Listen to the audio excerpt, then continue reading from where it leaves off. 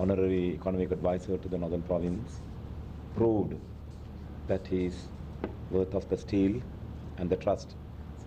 Because last 2 days I am fighting fever. My security personnel are waiting with chiri bags if I want it to take me to the doctors. But I came because this is about our people. This is about a region that I am supposed to lead. Time has commanded me to lead. So I'm thankful to both scholars, one who looked at the global scene and then contextualized to the local practices. I like to, last 6 months, my experience, I like to leave something behind for our further discussions. That is, I think one of the presentations, by the way, I'm speaking in English because that's a link language. Somebody had been blaming me saying that I spoke yesterday in English, I should speak in Tamil. Now please, right? Because Vasundaram, we have to come out of that kind of cocoon thinking, and that may be one of the reasons we are like this today.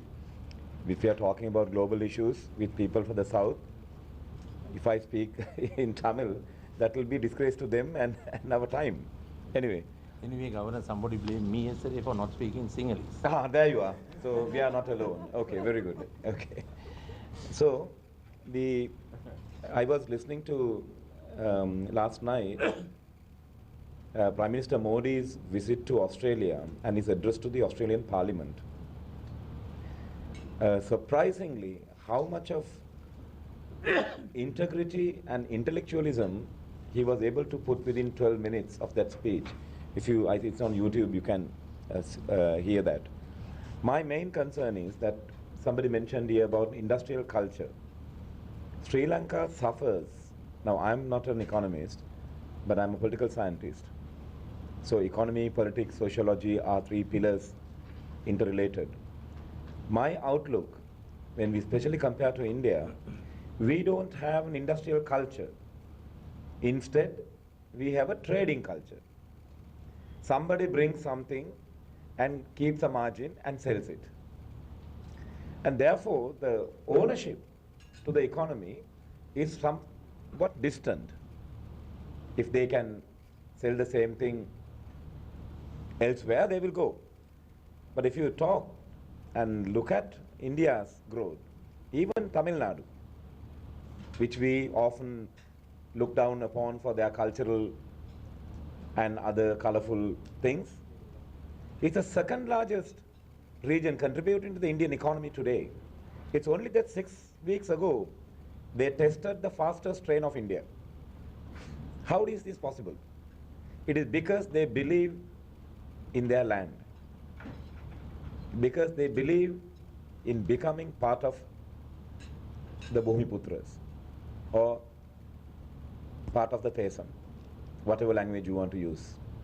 And this is how I could see even Malaysia and Singapore, the industrialists considered their land as theirs and got involved. So we need to have that. I do not know. I'm thankful to Managers Forum and Colombo Share for initiating this. I think coming months and weeks, we need to explore these possibilities. How we can inculcate an ownership towards industrial culture.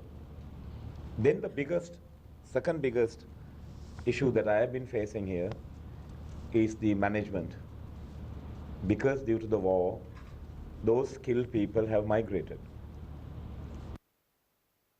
Not 29 years, anybody who could do something have decided to leave this land, at least to the south.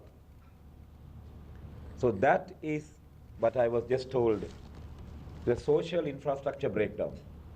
But I think I would call it the infrastructures we have, but we don't have a suprastructure. Our suprastructure, unseen suprastructure is totally collapsed. Negotiation skills, project management, and sitting down and taking quick decisions, rationality in leadership, those are absolutely in lack of supply in the northern province. There are 37 buildings, school buildings, that have taken more than 2 years since the deadline. Not done. One classic example I would say, ADB was coming here to build the most potential harbor in KKS, right?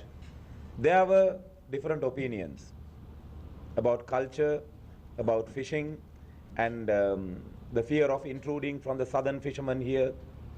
Yes, we must allow those fears to be surfaced, negotiated, and come to some conclusion. But instead, what happened 1.5 years, that loan of 400 million US dollars was kept aside, and it was almost in the last 2 months, time commanded me to be the governor here. I renegotiated all stakeholders to come forward and place their fears, and we had a team. We managed to navigate. Now, as our Muslim brethren will say, inshallah, we are ready to start the Karanagar fishing in August last week. There will be investment starting. So this kind of leadership lacuna is what I see. So I ask you, as my friend Mano very clearly mentioned, and then also islands connectivity of the south, we need managers. We need skilled leadership.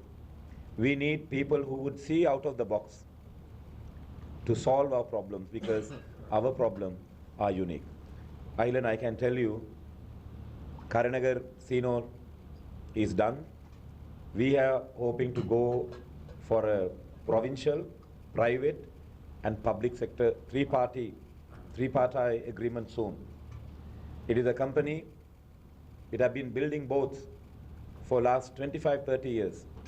When I check their profile, it's absolutely mind-boggling. They are considered as one of the best in the world because they are Norwegians. Because Norwegians' history is on water and sea water. So we have given that to BOI now to clear the papers. They are coming with the, so government, central government, provincial government, private sector is going to get involved in this. Soon, I believe.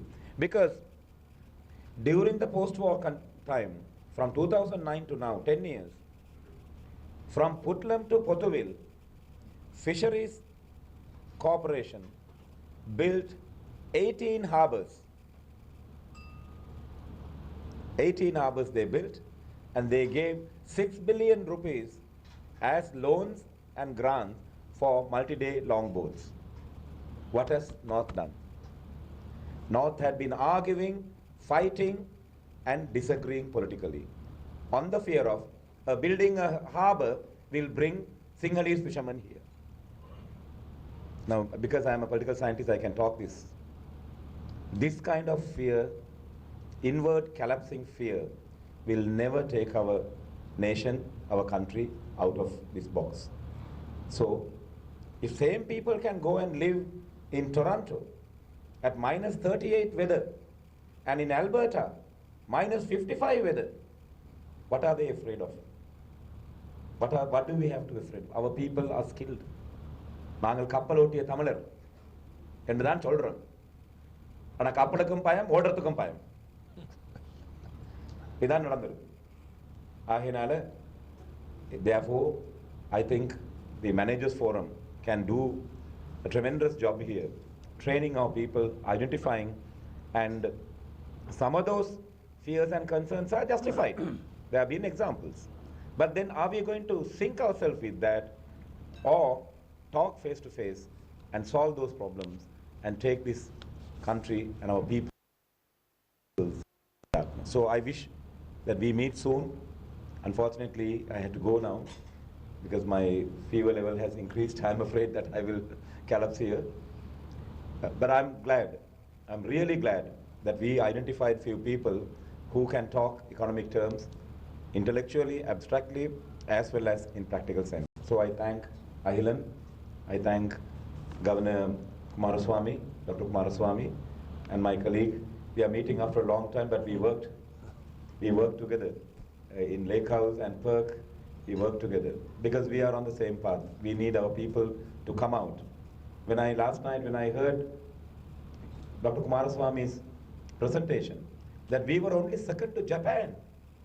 Oh my goodness. Yeah, that's true. How is that possible we have done this to ourselves?